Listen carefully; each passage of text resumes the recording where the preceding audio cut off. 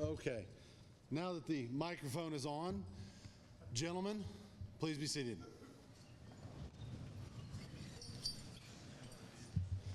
And at this time, I would like to ask Senior Counselor De La Cruz of Quincy City to return last year's City of Excellence trophy to be represented for this year at the end of the ceremony.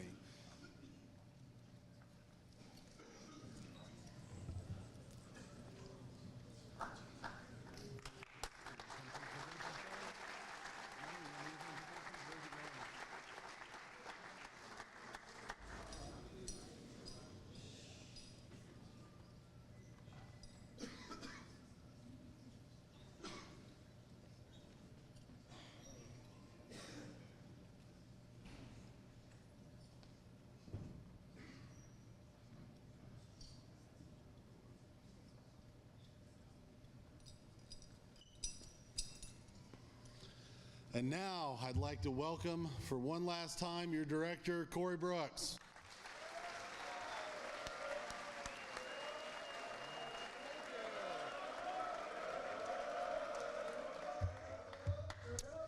Well, gentlemen, you're so close to having done it. Can you believe it's already Saturday again?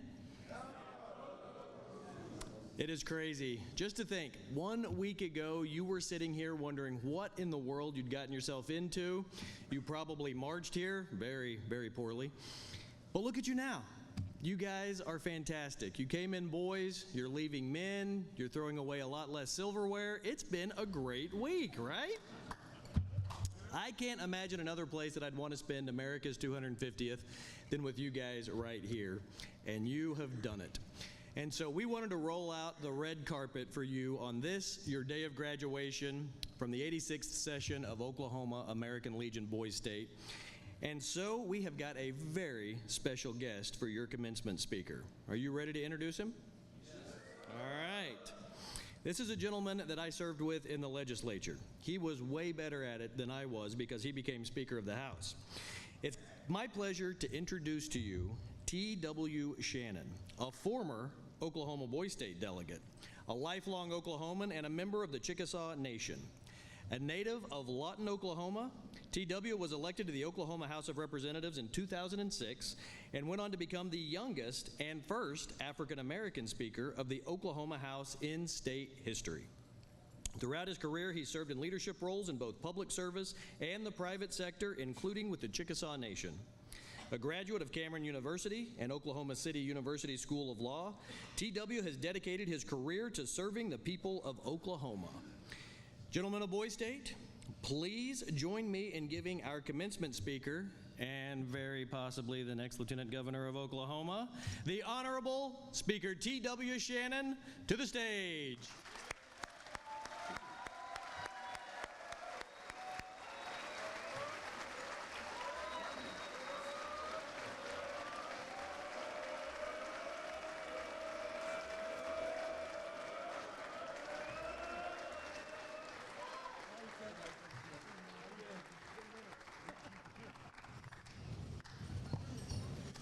Good morning, Boys Staters. You know, I was thinking about what I might say this morning to you, and I think the first promise I'm going to make as your next Lieutenant Governor, we got to get some air conditioner in this place. My God, this is miserable. You know, I can't believe that it was over 30-something years that I was sitting exactly where you are, except we were in Miami, Oklahoma, doing Boys State, and I will tell you, this state and this country have been extraordinarily good to me. I had a chance to go speak to your parents just a few minutes ago, and they're ready to see you. They did say, though, that they've enjoyed their grocery bills have gone down extraordinarily so since you all guys have been here this week. But I will tell you, I never imagined that the journey that I was on would take me so many places when I was sitting where you were as a junior, looking at my senior year. And I know I have a son who's a junior, and I know that when you're a young man and you're trying to think about what your next adventure in life is going to be, you're thinking about what you want to be when you grow up. Everybody's asking you about your plan, and you're kind of going, I have no idea what I'm going to do.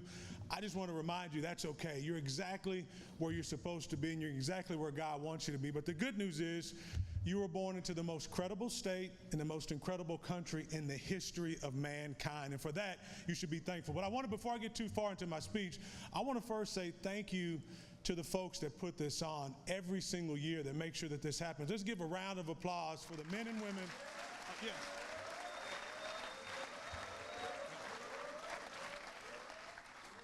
Particularly to those veterans, the men and women who were running toward danger, that put their lives on the line every single day to keep America strong and keep America great.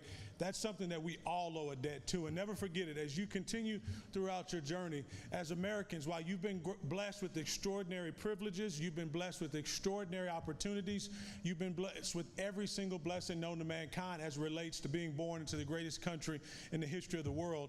You were given something that you need to keep in mind, and that is a debt. You owe a debt to those that came before you, and the only way you repay that debt is to reach back to those that are coming behind you and making sure they have a better opportunity than the one that you had. And that's something that we all as Americans have to aspire to be. I will tell you, you heard a little bit about my biography. I've been blessed, as I mentioned, to serve in the Oklahoma legislature. I've had a chance to do a whole lot of things. I'm just a guy, frankly, that can't quite keep a job. Every time I turn around, I've got about a 3 or 4 year attention span where I want to start doing something different. But I'll tell you in this speech today, I want to talk a little bit about my journey as a former Boy Stater, what this place meant to me. I want to talk to you about what I think it means to be an American, to be an Oklahoman. And I also want to talk to you about what it means to be a young person and about what your future holds before you. So my story started in Lawton, Oklahoma. Anybody here from Lawton? All right, we see one. I see a couple of hands there. Southwest Oklahoma in general. Anybody from Southwest Oklahoma? All right, a lot less trees on our part of the state. But I was born in Oklahoma City, but I grew up in Lawton. And I would like to say I had the parents that every kid deserved to have. My mom was a social worker. My dad was a school teacher. He was a coach and school teacher. And they raised me with a certain level of expectation for me and for my life. In fact, they raised me to expect more out of myself than I could even think or dream about, because they expected something. But even more important than what they expected, they raised me in a church family. In my little church home of Bethlehem Baptist Church, we had 250 men and women who loved God, who love their family, and they love their country in that order. And when you grow up in a predominantly African-American church like I did, and you have the gift of gab, something unique happens every Sunday. A little old lady will walk up to you and whisper in your ear with the sweetest voice and say, "Son, you're going to be a preacher one day." And I never believed that God had called me to ministry, so it used to bother me. But as I got older, what I came to understand, what they were really saying is, we expect something of you, and we expect something from you. And so I grew up with 250 men and women, not just praying for me, but they had an expectation for me. I had a group of people that I never wanted to disappoint and let down. And that gave me a platform, that gave me a community of which I knew expectations matter. And so because of their love, because of their prayers, because of their expectations, I was able to finish high school at Lawton High School. I finished college there in Lawton with my bachelor's degree, then went on to law school where I finished. While I was in law school, I got married. My wife and I will have been married 25 years in August. We have a daughter who's 20, and we have a son who's 17.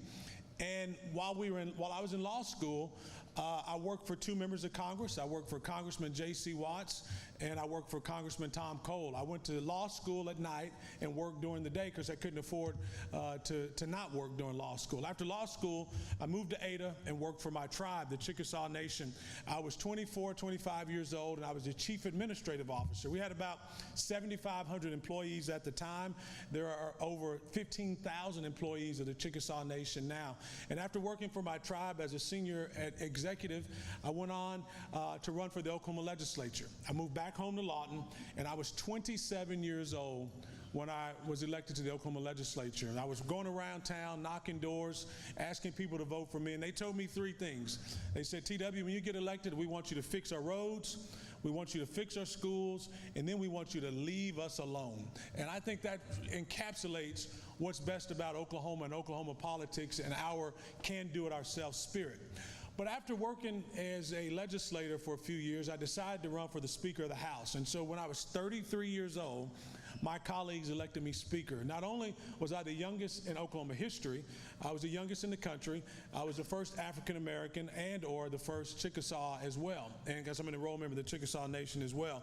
And while I was speaker, we got to do some things that were really important to me. Like we got to lower taxes. We got a chance to reform welfare. We got a chance to reform workers' compensation. And we got a chance to advance our state in, I think, a conservative manner. Now, after serving in the legislature, I went on to become a bank CEO. I had a chance every single day to wake up and help people's dreams come true, because that's what you do as a community banker. Whether you're investing in people's first homes, they're investing in their first business, or you're helping them with their dream home or their dream business, you're at the front lines of helping people's dreams come true as a community banker.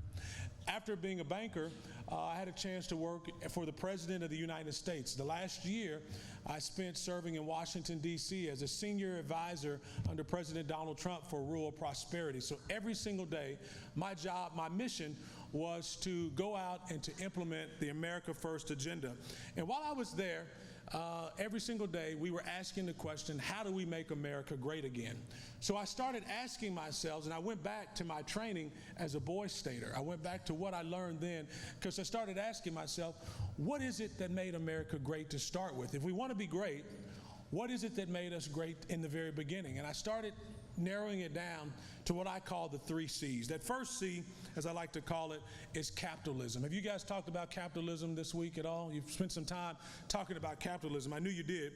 And I know that that means that you know that capitalism is the greatest economic system ever created by man. It rewards hard work. It rewards innovation. It rewards risk-taking and entrepreneurship. We know capitalism is a unique system, because if you care about poverty and you care about poor people like I do, then you must love capitalism, because it is the only system that's ever lifted people out of generational poverty into the middle class. In fact, over the last few decades, over 2 billion people have moved from generational poverty into the middle class because of America's spread of capitalism around the globe. Capitalism creates opportunity regardless of where you start. That's the important thing about the American and the American dream. But the second C, in addition to capitalism, that we like to talk about, and I know you spent some time talking about this week, is our Constitution. We know that the United States Constitution is the greatest governing document that's ever been penned by mankind. In fact, it limits government and protects freedom and liberty. It recognizes that rights don't come from God, but they come from our Creator, that we are endowed by our Creator with unalienable rights. In fact, that concept was a very novel concept when it was created and penned by the fathers of this country, because up until that time, since the history of mankind, before the founding of America, on every single continent, the only way you were allowed to govern was if you were born into royalty. This was the first place that said it didn't matter where you start, you too could govern. Now, we also know that the Constitution of the United States has provided stability and liberty for nearly 250 years. In fact, this year we'll be celebrating our 250th anniversary of America's founding.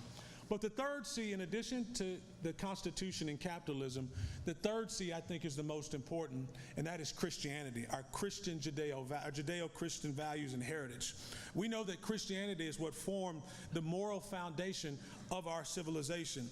In fact, it taught us the dignity and the value of every person, that it doesn't matter who you are, whether you're the President of the United States or you're some homeless person on the street.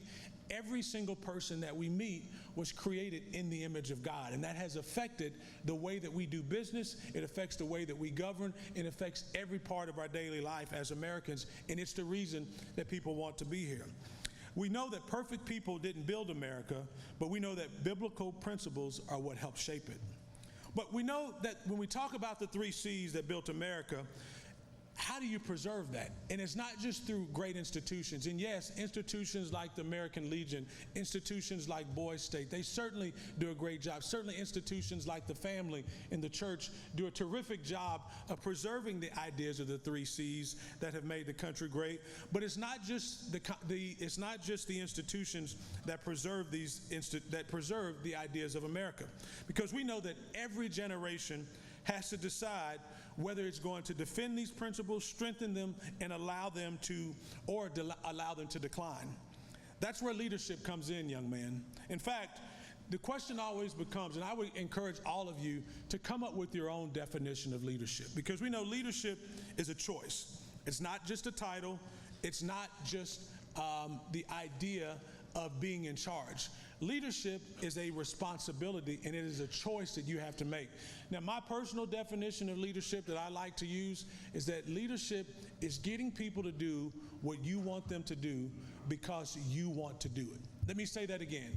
Leadership is getting people to do what you want them to do because they want to do it. Where's your governor? Where's your governor at? Is he here? Governor of Boise State? Where's that? All right, Governor, how are you? Then you understand. Do we have any mayors in here? Where are mayors? I was the mayor of Brown town. All right, mayors, you understand. Leadership is about getting people to do what you want them to do because they want to do it. And if you've ever held a role in leadership of any kind, you know this. And those principles that I learned right here in Boise State when I was the mayor of Browntown, those principles help guide me in every single position that I've been in. But the biggest part about leadership is really about showing up. It's about the world is governed. Make sure you understand this, young people. The world is governed and controlled by those of us who are willing to show up. And leadership is doing what's right, even when it's unpopular. You know, I'd like to think there are 3 leadership lessons that really matter and that really count. Number 1 is character. Never forget that your reputation will open far more doors than any resume you could put together. Number 2 is talent. Talent may get you noticed, but character determines whether people trust you. Character is a lot more important than even the talent that you have. The second leadership principle that I think matters is service. You know, leadership is not about being important. Some people think that it's just about having your name in lights, being recognized. Leadership is about making others successful. How can you invest in other people and see them shine and do well? And the best leaders, they often serve first. And the last principle that I think is incredibly important about leadership lessons is courage. We know that every meaningful opportunity requires courage, and I don't care who you are, it takes courage to lead. Being willing to stand alone if necessary, and history rarely remembers those individuals who played it safe.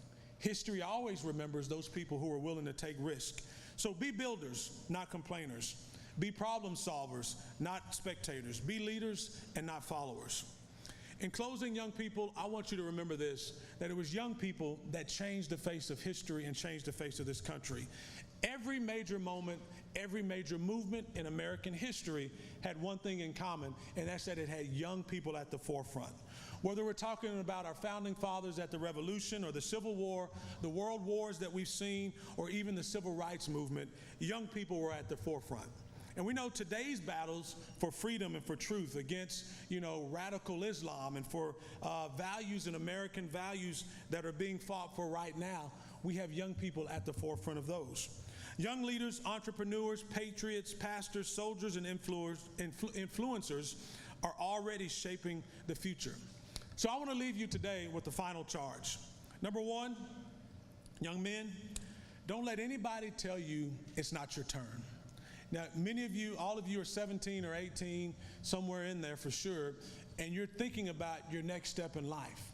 And every time you make a decision to stand up and lead, there's going to be some person, usually an older person about my age or older, who's going to look at you and say, not yet, it's not your turn.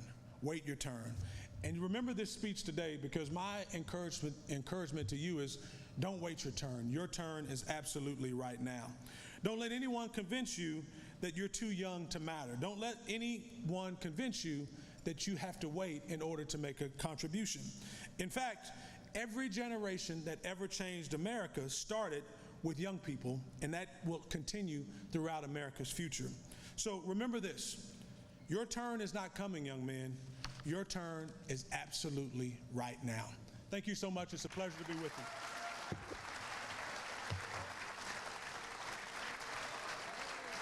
Not so fast. What's that? So not so fast.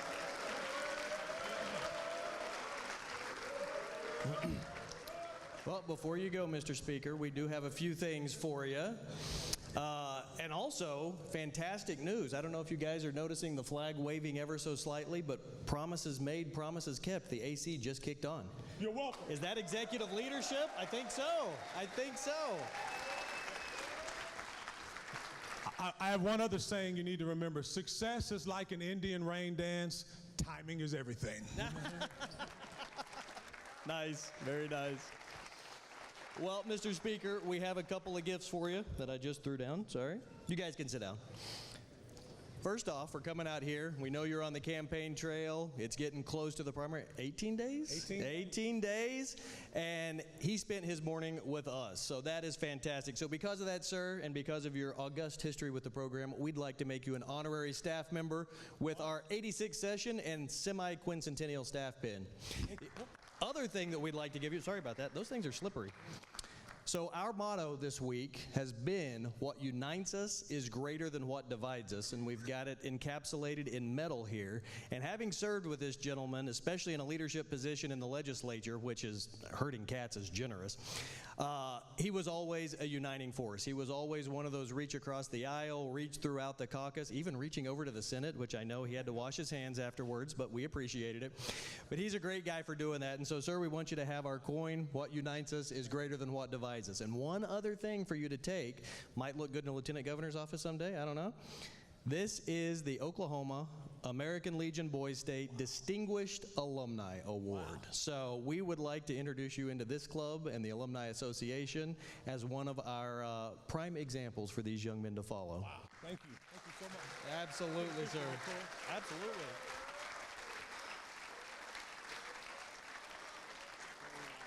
Thank you so much. This is insane. All right, gentlemen.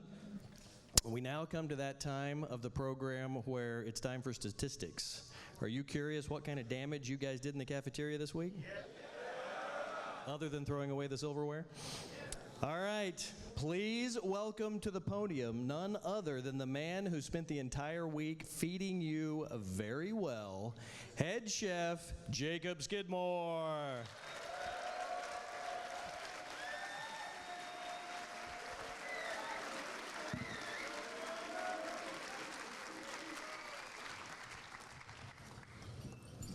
Thank you all very much. First off, I'd like to take just a second and thank my executive chef, Scott, and our staff over at the dining hall for providing all the meals for you guys. So give it up for Chef Scott.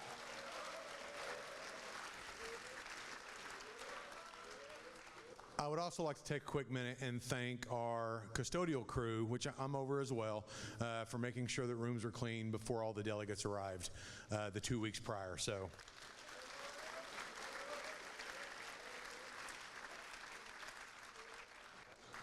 You know, I've done this will be my second time doing this, and I usually just come up here and give food stats, but I'd like to take just a quick second. I had a delegate come to me yesterday morning when everybody was coming in for breakfast, and he stopped me and he said, I just want to let you know that I've been to camps at the University of Oklahoma, I've been to camps at the University of Arkansas, and your food by far is the best that we've had at any camps. And so that really hit home, and I appreciate it very much.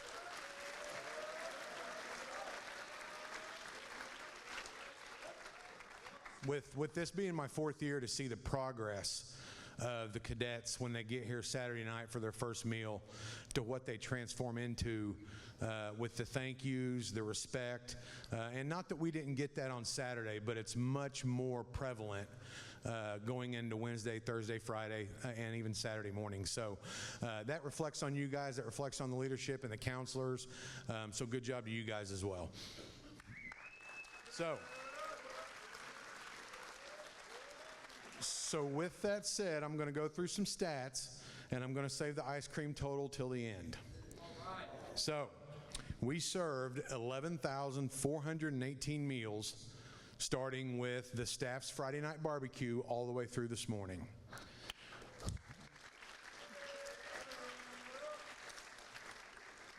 $2,400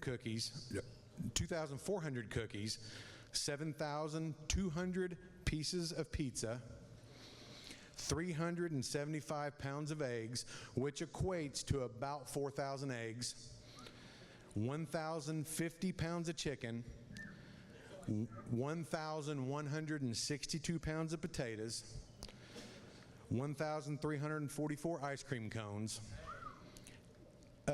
600 pounds of pork, and 690 pounds of beef. So before we get to the ice cream total, give it up for yourselves for just demolishing that amount of food.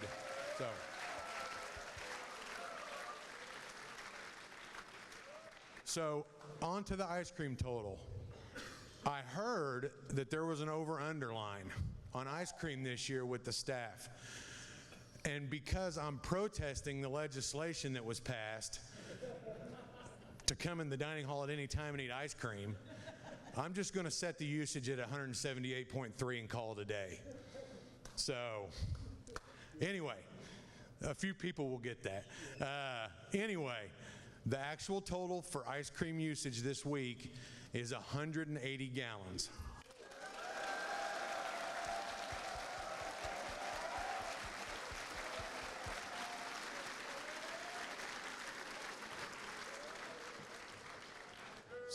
So with that said, I'll end with this. I appreciate every single one of you all. I've told Dr. Racer, I've told others, this is by far my favorite week of the year. It is stressful. It takes a lot of logistics, but we make it happen. We get better at it every year. And just to give one other quick stat, this year the number was around 538 with some special guests and things like that each meal, maybe even a little bit more. But we were consistently able to get everybody fed in under 50 minutes. So that's pretty special. So, but I just want to say I thank you all very much and look forward to seeing you all come to RSU in the next couple of years and where you can experience more of the dining hall food. Thank you all very much.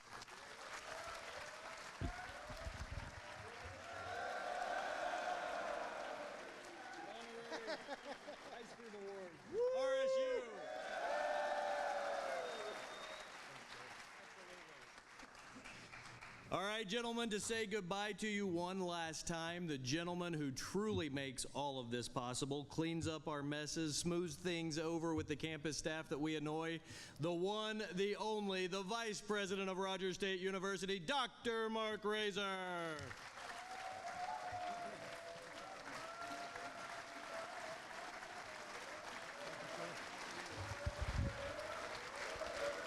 All right.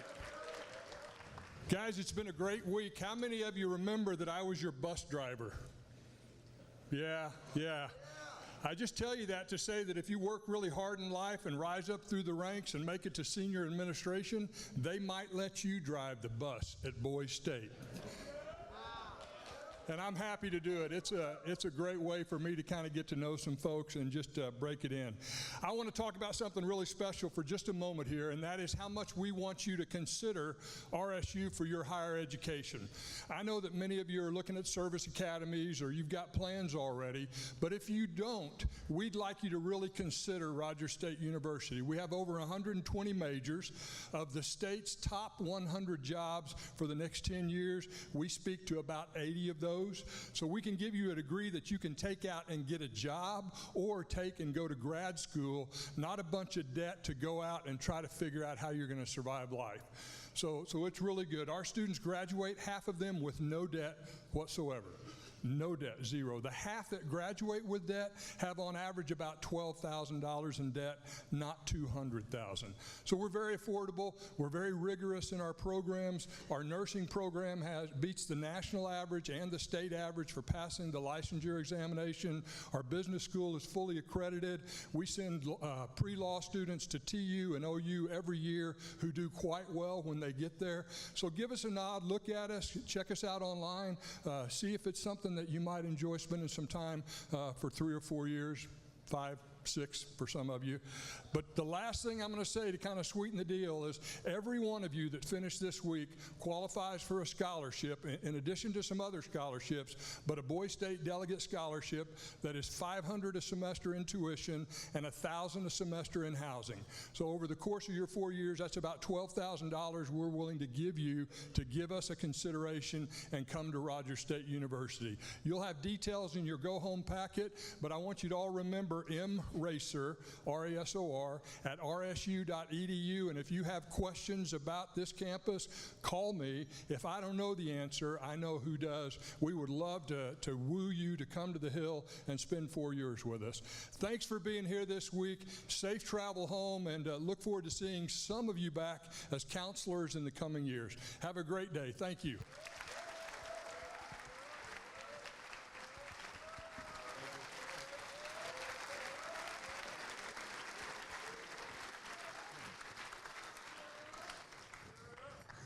All right, gentlemen, this morning we want to make sure you are well represented for yourselves and for all the parents over in the DCTC.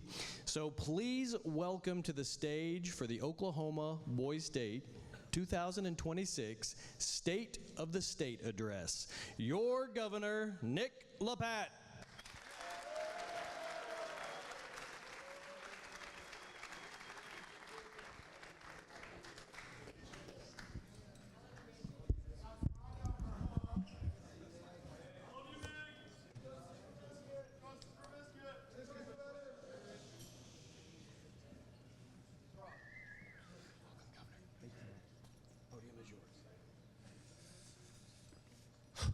Hello, Boys State.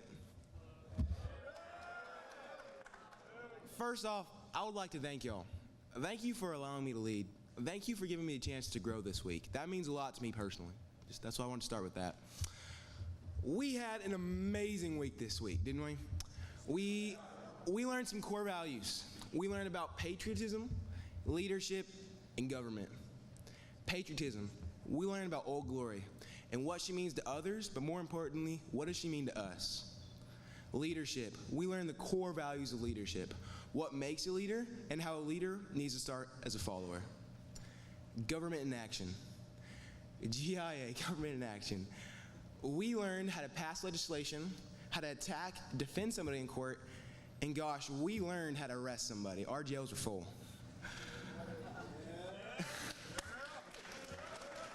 We also learned, going back to leadership, we also learned heavy is the head that wears the crown. I hear so many people out there saying our president is horrible, our governor is horrible, all of our leaders are horrible. But we learned today, it's not easy. So if I want y'all to learn, take one thing back, take that.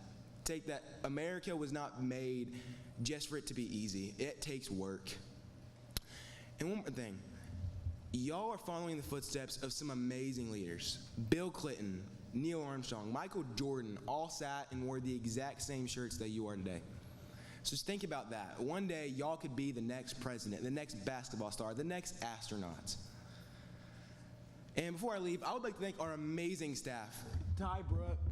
Corey Brooks, Ty Brooks, and all of our staff. Can we just give a hand up for them? They're amazing.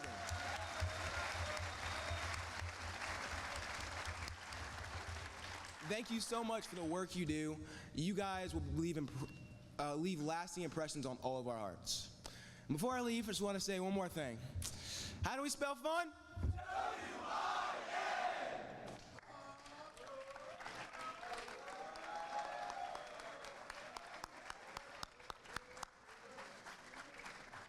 Thank you, Governor.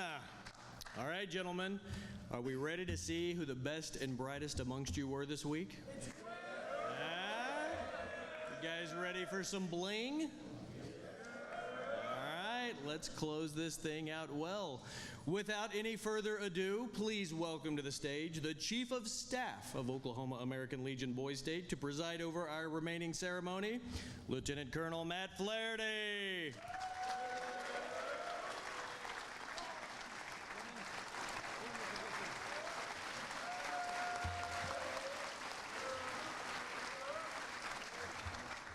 Hey, good morning, gentlemen. Are we ready to find out who City of Excellence is? Who's our City of Excellence? I don't think I can hear you. Who's our City of Excellence? All right. We'll get to it. We'll get to it. We'll get to it. But first, before we get to the Delegate Awards, we want to recognize some of the outstanding staff that have continued to put this program on for you. We have a few of those to give out, and then we're going to start talking City of Excellence, Delegate Awards, all the fun stuff.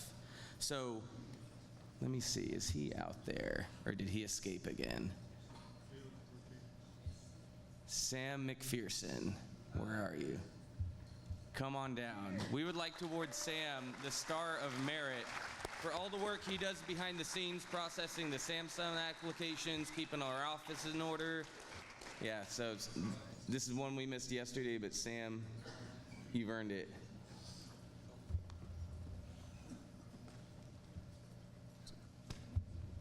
Let's give him a round of applause, guys.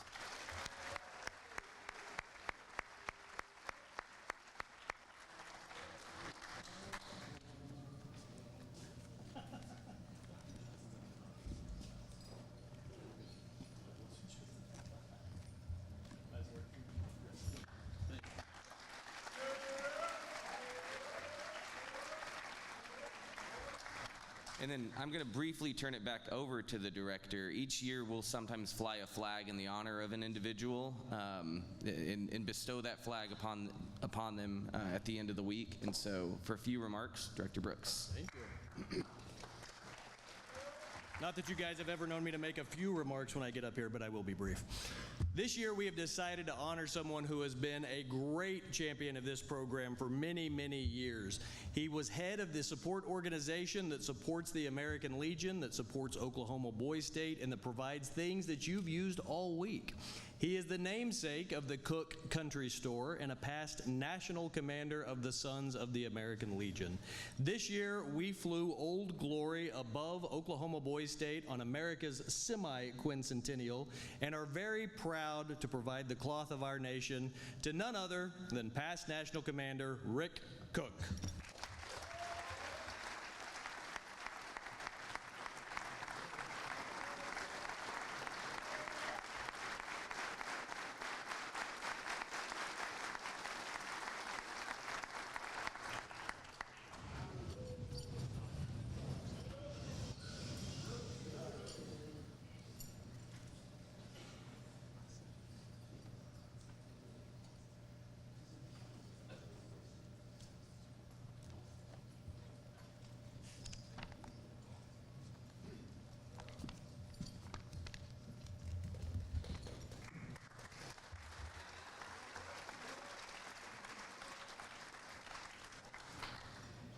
This next award is the C.J. Wright Award, presented to the outstanding junior counselor of the session in honor of our former department adjutant, C.J. Wright.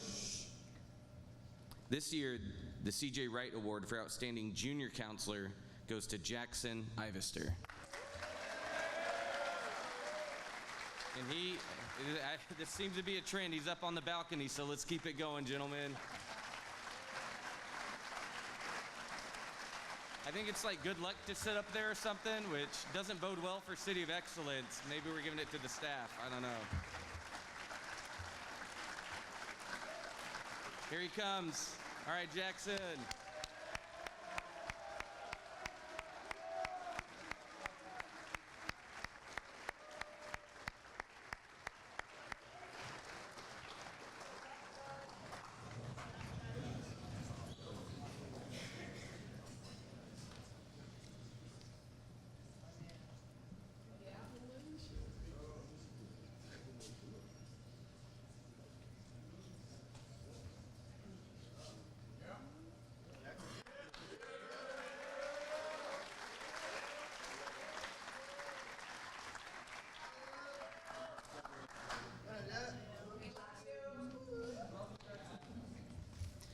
This next award is the John Ruth Award, presented to the outstanding counselor of the session in honor of former Chief of Counselors, John Ruth. This year, we have two recipients. The first is Brendan Hickey, also on the balcony.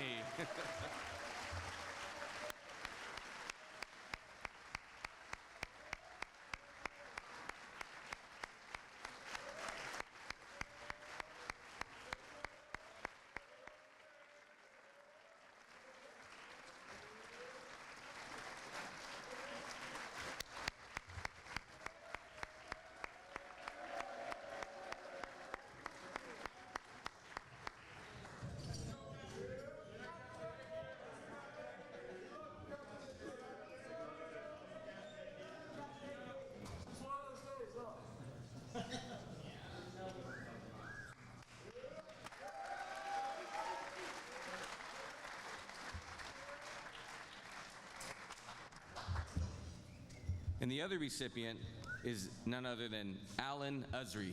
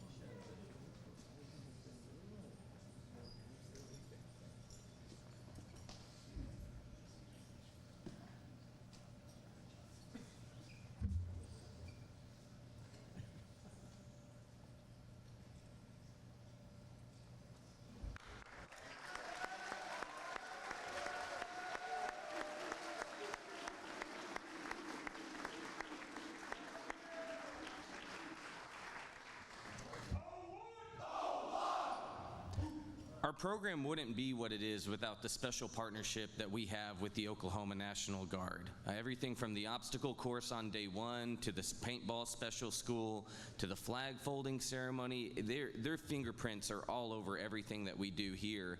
And at the same time, they serve as counselors in each of your cities. So each year, we like to recognize one of them with the Thunderbird Award for the Outstanding National Guard Counselor. This year's recipient is Hayden Cunningham.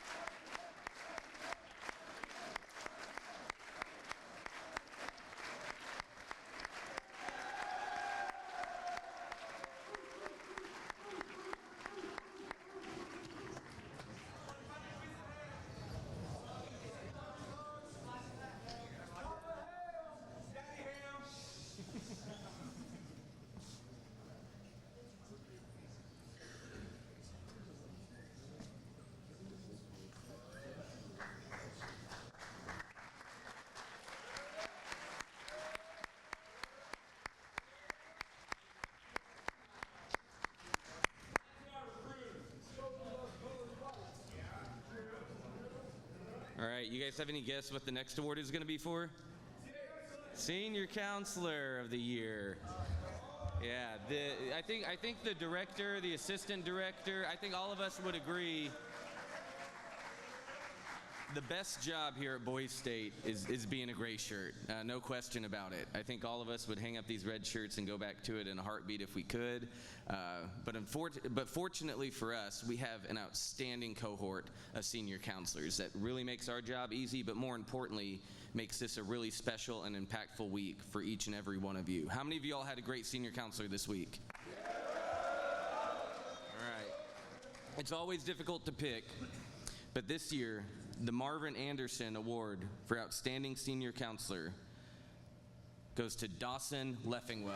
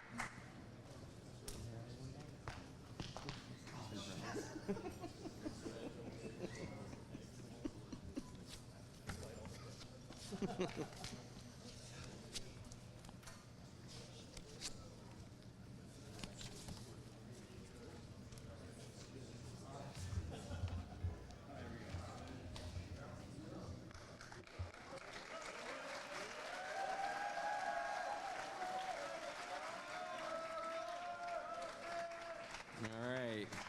Well, that does it for the staff awards. Are we ready for City of Excellence? I don't think you guys were loud enough. We'll try again later. All right.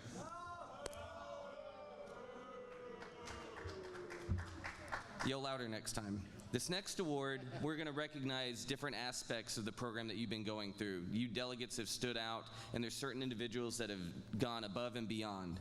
So we're going to recognize some outstanding members from the GIA, Government in Action Simulation. The outstanding, as your name is called, we'll call your name and your city. Please come forward to receive the Silver Star of Oklahoma and a certificate. So this year, the outstanding member of the House of Representatives is Austin Saman of Quinn City.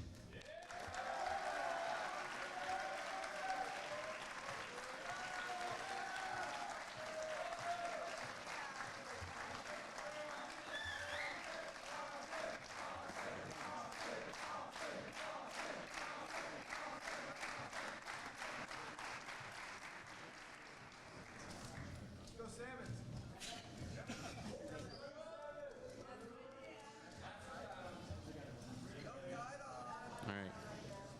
The outstanding member of the Senate, Devin Johnson of Quincy City.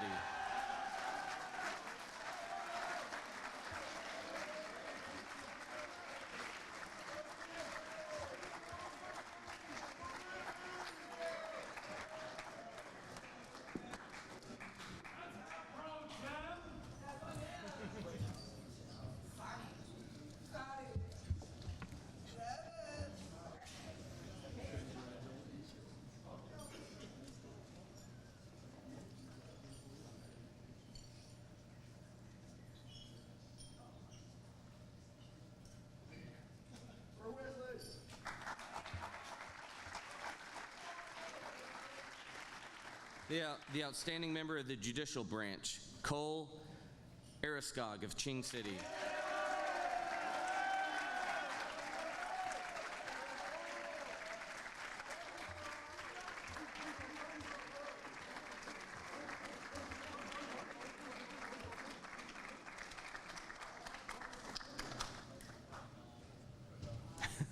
Somebody's public defender? Oh, yeah, he defended Biscuit, apparently, so he earned this one. 3 times? Oh, defended him and 3 other mayors at the same time. It sounds like it was well earned.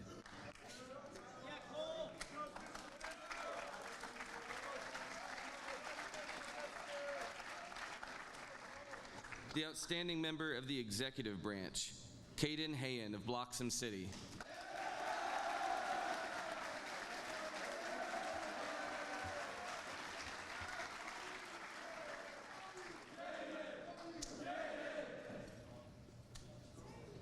Congratulations.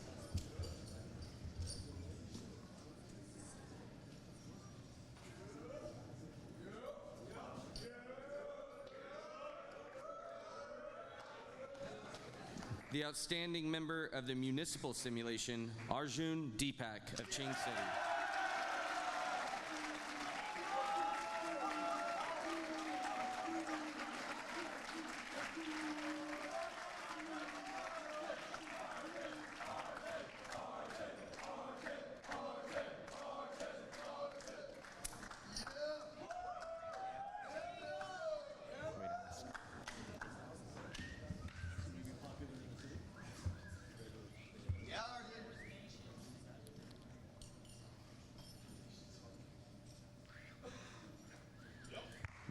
The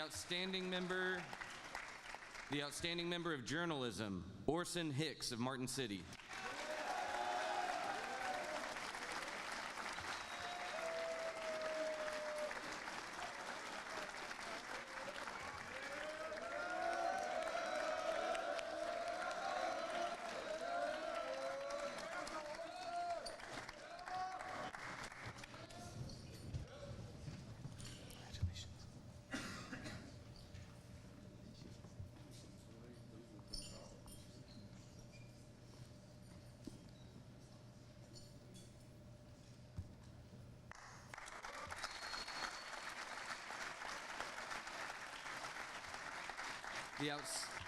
The outstanding first responder, Salvador Jaquez of Bloxham City.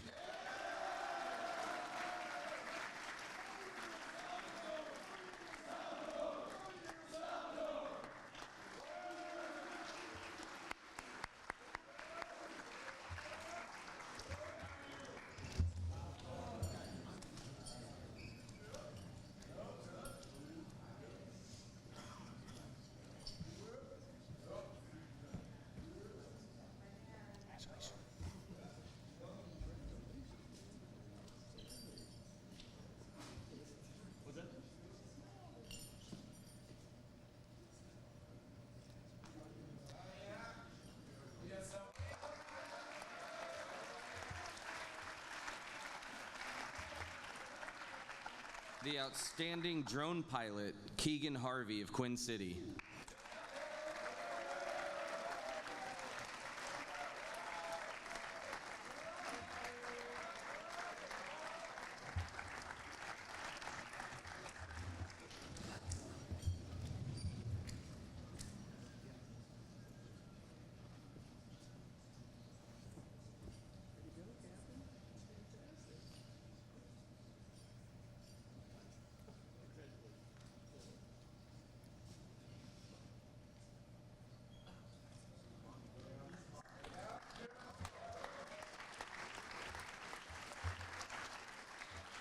And this next one's special to me as the creator of the oil simulation. I don't know how this happened. We're going to have a sidebar because I was particularly impressed. But our outstanding oil czar, he knows who he is, Jayton Gonzalez of Martin City.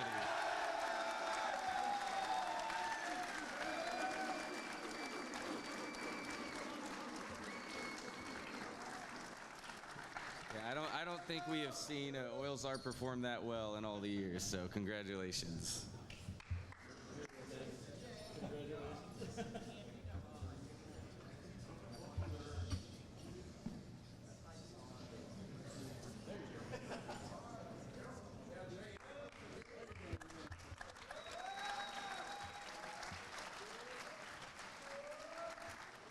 All right, if I could get Dawson to come up for the next award, and then Eric wait in the wings for the one after that. This next award we're going to present to the top band member. It's the George Brundage Award.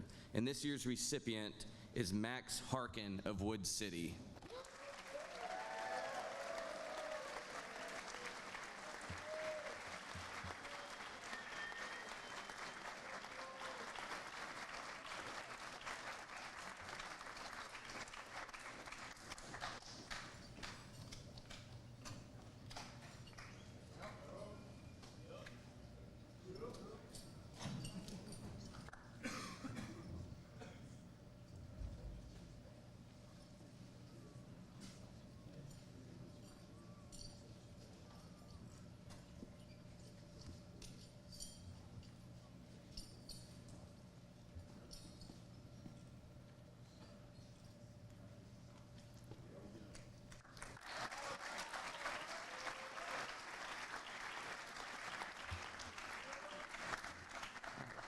This next award is the T.P. Gilmer Award, awarded to the top choir member.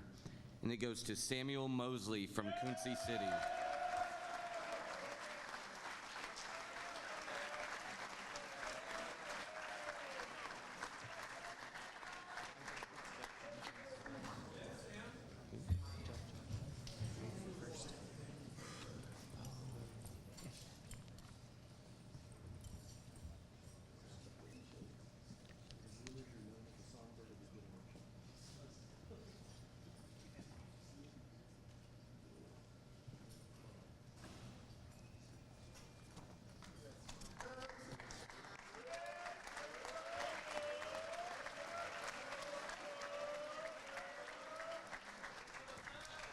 All right, y'all saw after formation a few individual awards were handed out within the cities. We have two more awards awarded to a delegate in each city for excellent leadership, but in two different respects.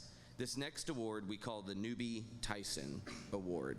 This is awarded to the delegate in each city who best displays the qualities of devotion to duty, volunteerism, and patriotism without regard nor concern for personal reward or recognition. As I call you all forward, please come accept your award and then step to the back after receiving it, and then we'll do a group picture following the presentation to each individual. So the Newbie Tyson Award, the recipient from Bloxham City, Jackson Lolate.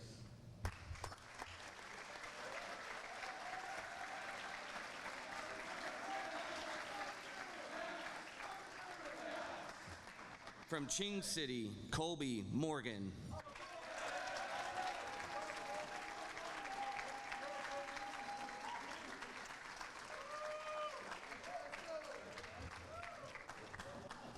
From Gott City, Cooper Thompson.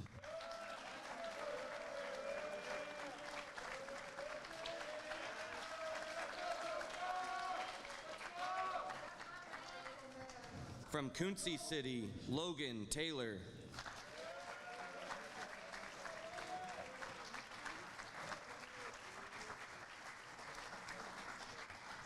From Martin City, Jorn Washington.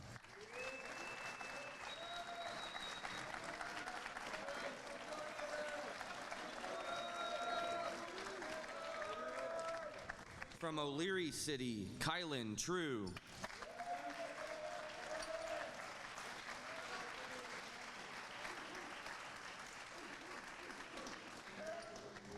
From Quinn City, June Gao.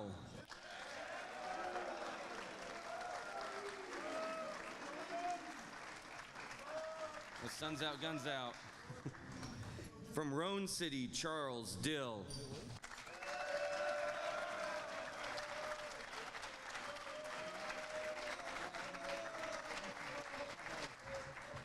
And from Wood City, Andrew Thenshite.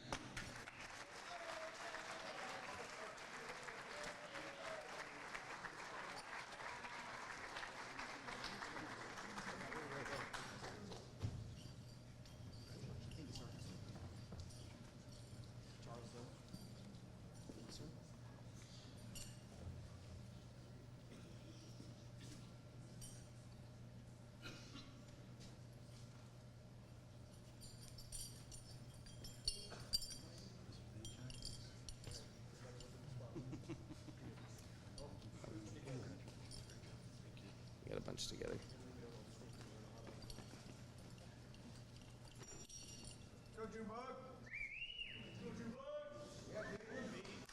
All right.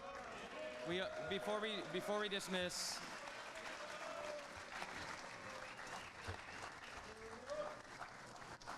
we also like to Andrew, hold back. We also like to present an overall Newbie Tyson Award, and this year it goes to Andrew Thenshite.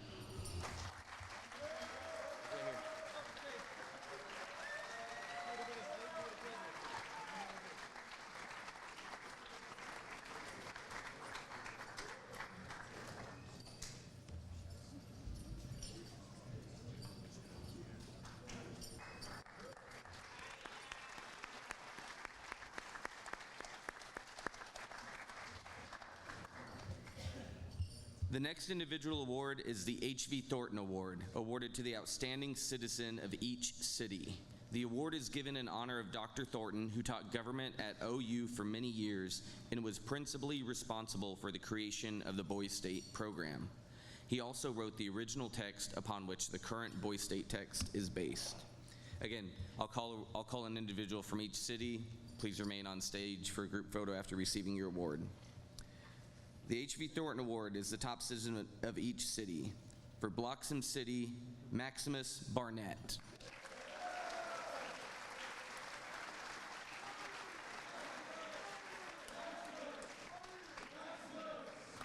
From Ching City, Jackson Keeler.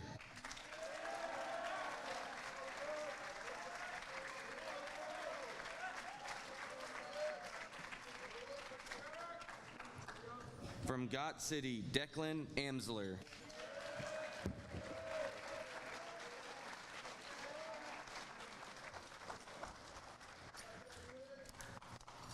From Quincy City, Devin Johnson.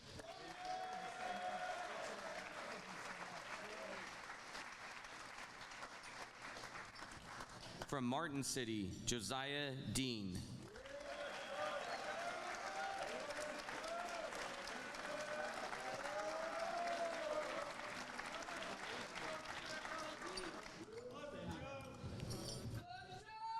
From O'Leary City, Griffin Looper.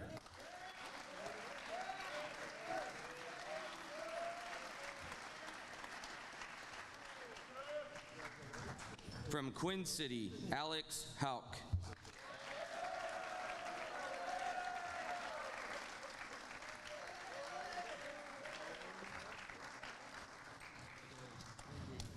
From Roan City, Cale Galmore.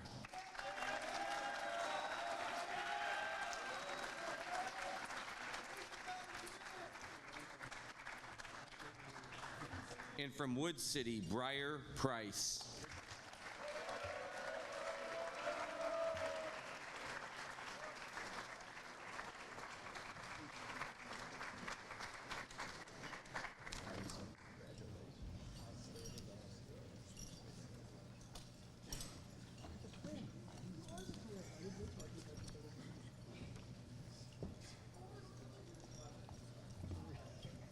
you a medal in your elbow.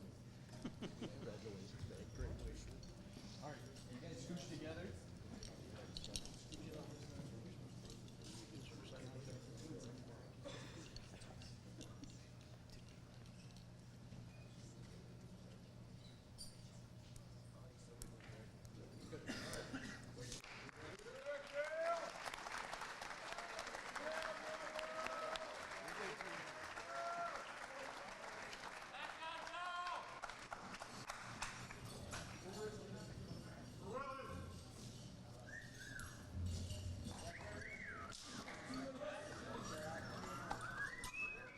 As y'all probably learned this week, elections are a tough business, especially when you're competing against 400 other outstanding individuals from across the state of Oklahoma. So each year we like to recognize the top 2 offices, the governor and lieutenant governor, with the Silver Star of Oklahoma. So could I get our Lieutenant Governor Josiah Dean of Martin City and our Governor Nick Lapat of Roan City to please come forward?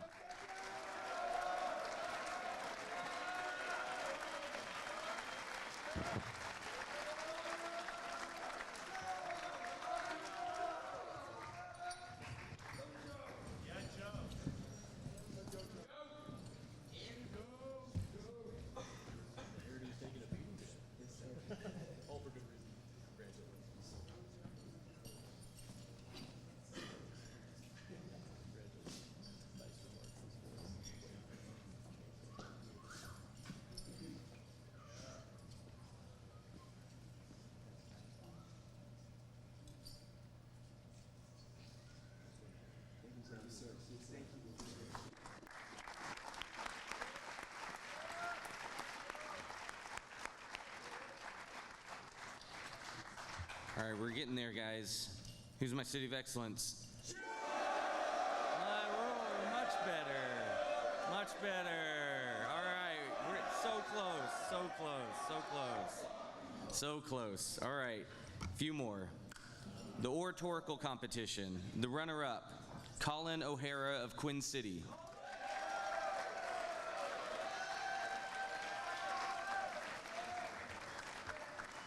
And your oratorical champion, Jayton Gonzalez of Martin City.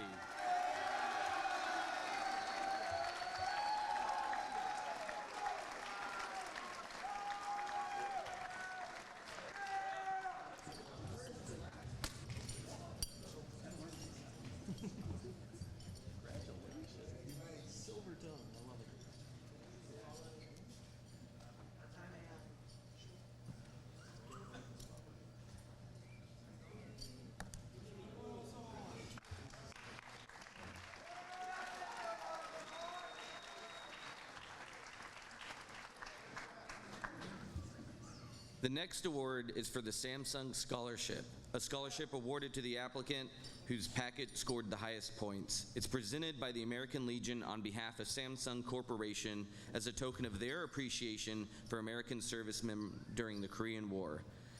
The winner's packet is automatically sent to national headquarters of the American Legion to compete for the top award of $10,000 in scholarships. This year's recipient of the Samsung Scholarship from Oklahoma Boys State is Keaton Davis from O'Leary City.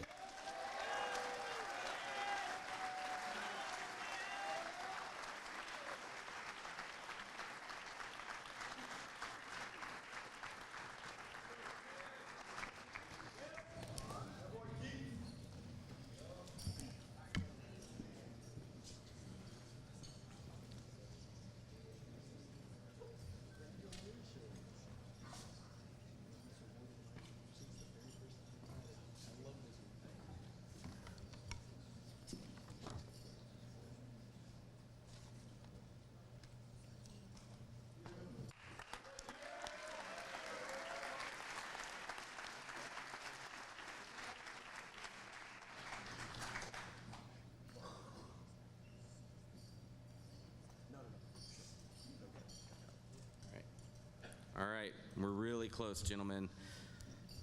This next one is going to be the individuals that represent you all on a national level as Boys Nation Senators.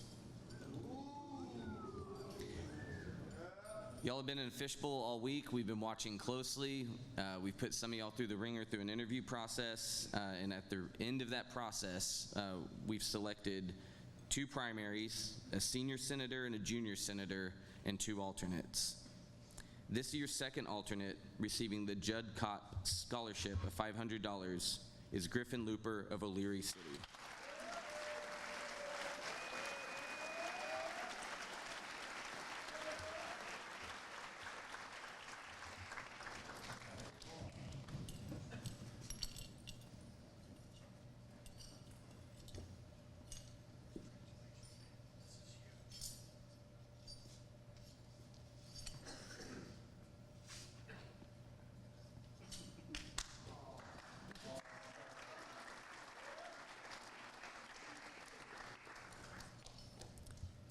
The first alternate receiving the Phil Haddad Scholarship of $500 is Jack Keeler of Ching City.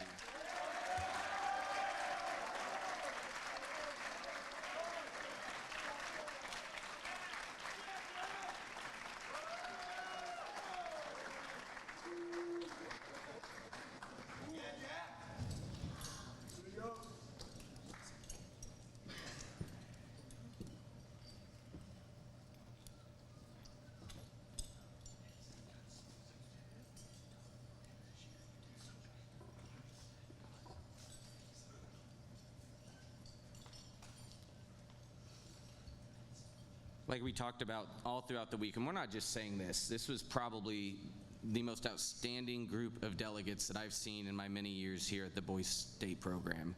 And so for 2 individuals to rise to the top and represent y'all at the national level was no easy task. Your junior senator and recipient of the Joe Buzzy Dragus Scholarship of $1,000, Boys Nation's junior senator Arjun Deepak of Ching City.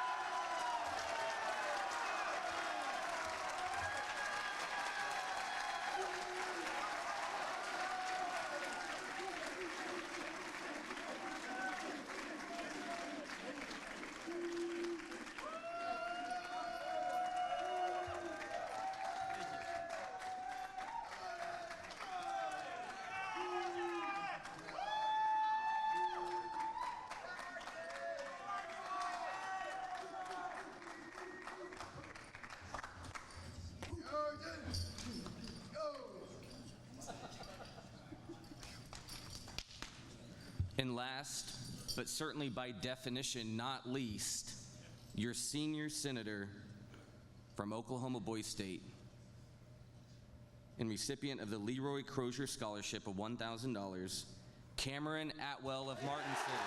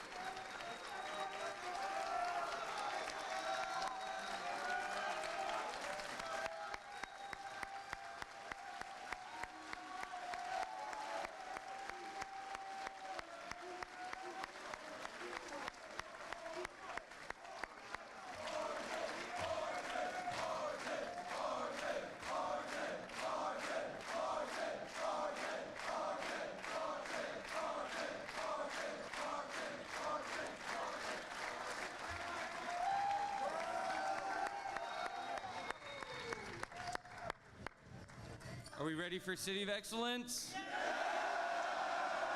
I still can't hear you. Are we ready for City of Excellence? Oh, we're real close. We're real close. All right. All week, you all have been participating in event after event after event. What was your favorite rec time activity? Shout it out. Volleyball, flickerball, yeah. So we had championships and everything. We're going to recognize each of those quickly, and we will build up, right, from each of those events, each of those collective activities, the winner of flickerball, rec time, GIA, and very soon we will culminate in the announcement of City of Excellence. Who's my City of Excellence?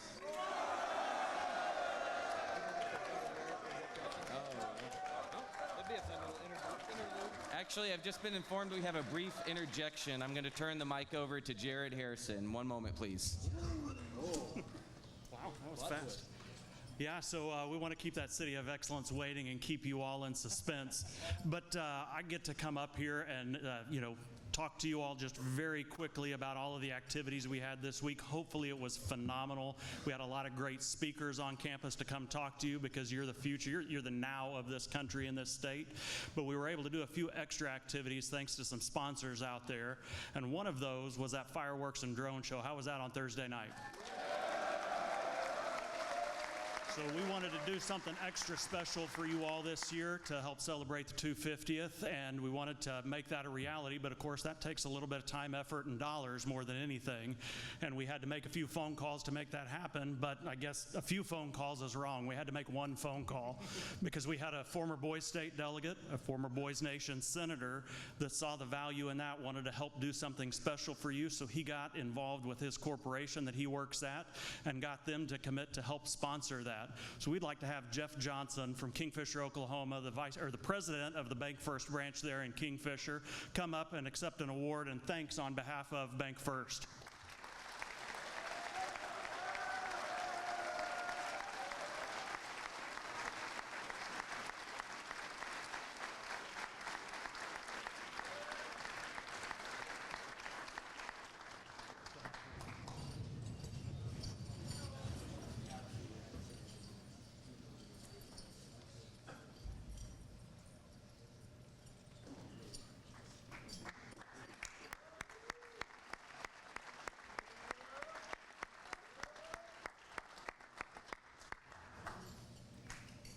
All right. So, to recognize, you guys have been following your city guidon around all week, and hopefully you've taken a moment to look at it and examine it and see the legacy that has been left behind by Boys Staters ahead of you. Each of y'all are going to leave a legacy here. We will adorn each guidon with battle streamers to recognize your hard work and your success this week so that future Boys Staters can see what you have done and hopefully emulate the hard work and the effort that you've put forward. So right now we're going to announce the different events that you all participated in, and we'll show off the battle streamer that will be adorned at a later date on your guidon in order to help keep things moving. So, the winner of this year's obstacle course, as you all heard earlier in the week, Roan City.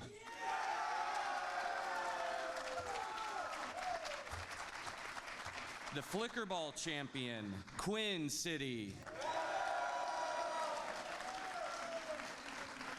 The volleyball champion, Roan City. The basketball champion, Quinn City. Sounds like Quinn City stacking them up. Oh, no? No? Did we get it wrong? Hey, who was it? Yell it out. Who's that? Bloxham City. All right, we'll correct it. Bloxham City. No?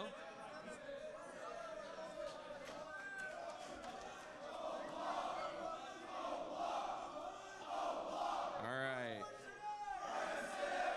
Okay. Did y'all win, though? Basketball? No. All right. We'll get it fixed. We'll make sure it goes on the right guidon. Academic Bowl, Wood City. I know I don't have that one wrong. Wood City, let's hear it. Got?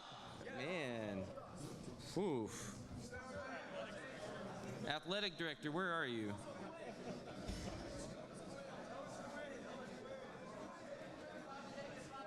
All right.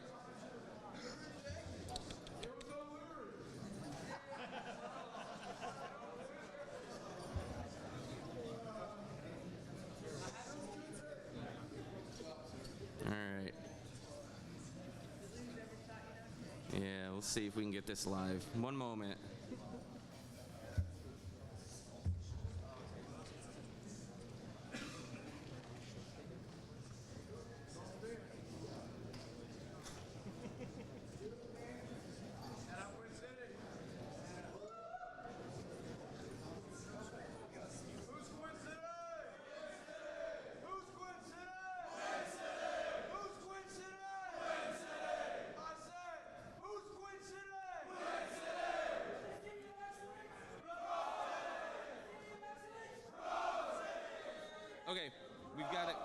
We've got it fixed. Your esports champion, O'Leary City.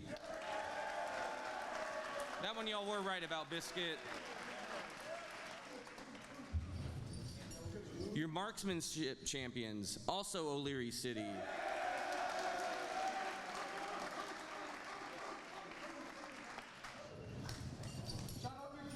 The top city for government in action, Quinn City.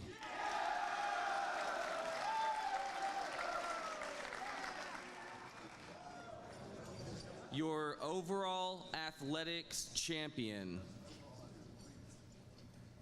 Ching City.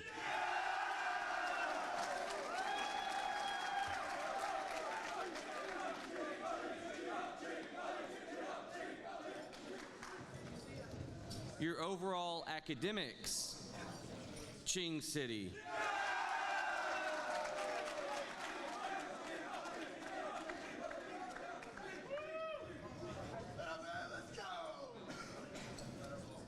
The top city for elections, also Ching City.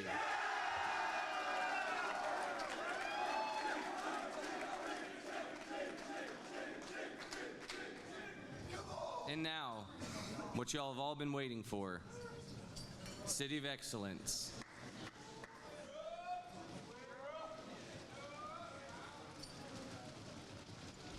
In third place, Martin City.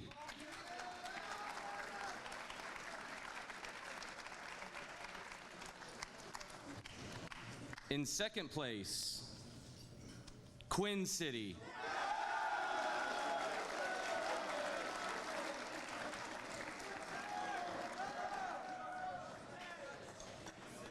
And your Oklahoma Boys State 2026, America's semi-quincentennial City of Excellence, Ching City.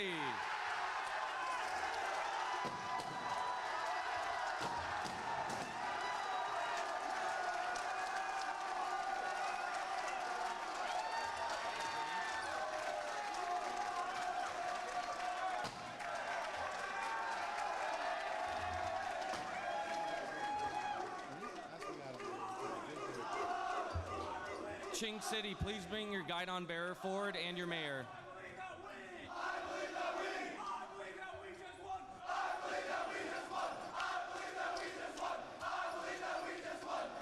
Guidon bearer 2.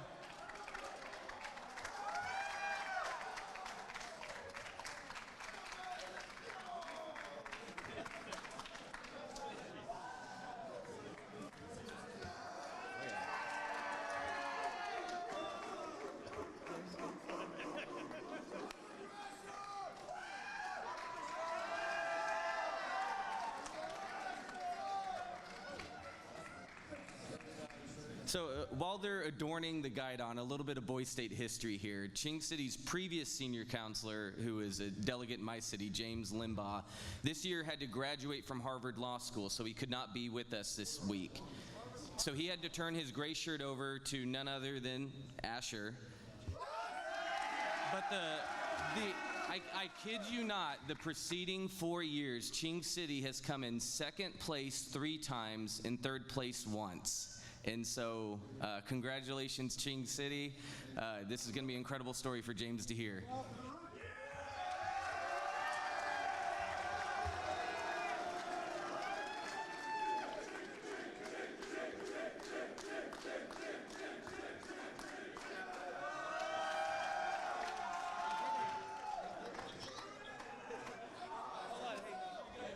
Hey, we got somebody for you guys. Asher, we got someone for y'all to talk to.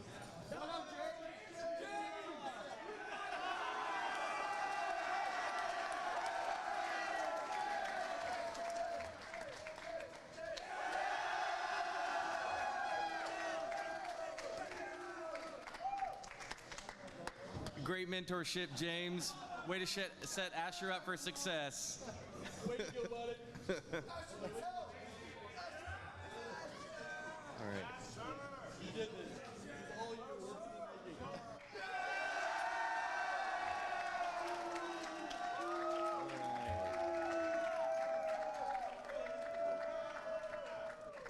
All right. right, the final event of this morning, and then we'll go out. We'll change the flag out, and then get you all back home, so that you can watch what, the Thunder beat the Spurs. Yeah, Thunder up, Thunder up. Game 7. We'll have you home by 7 o'clock. I promise.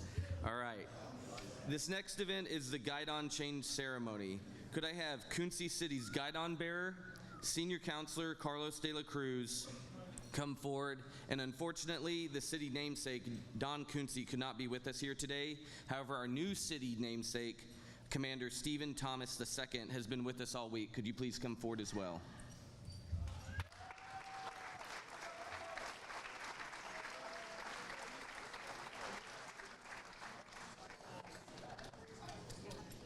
At this time, we will retire the Quincy City namesake.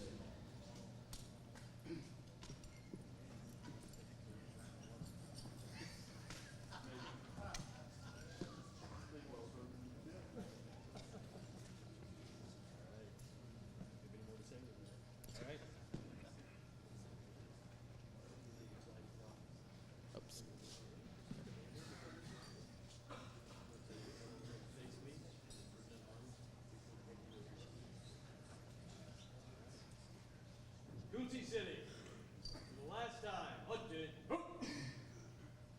present, on.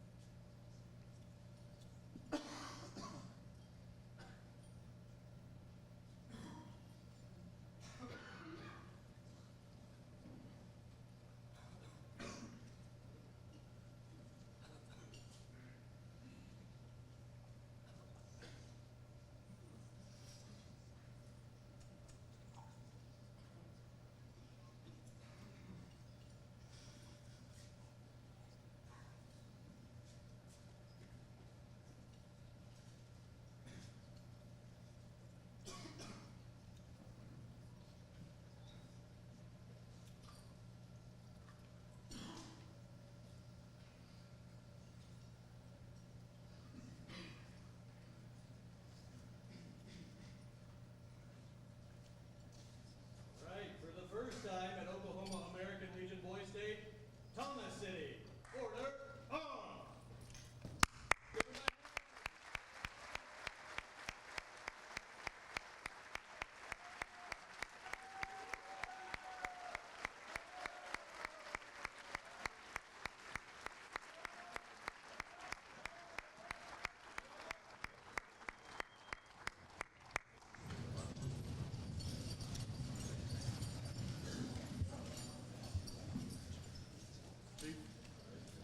Pleasure.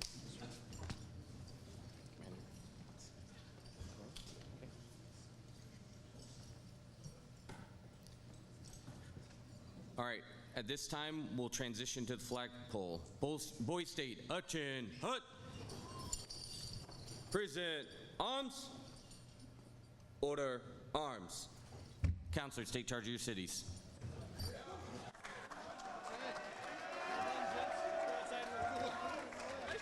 Where's Cooler?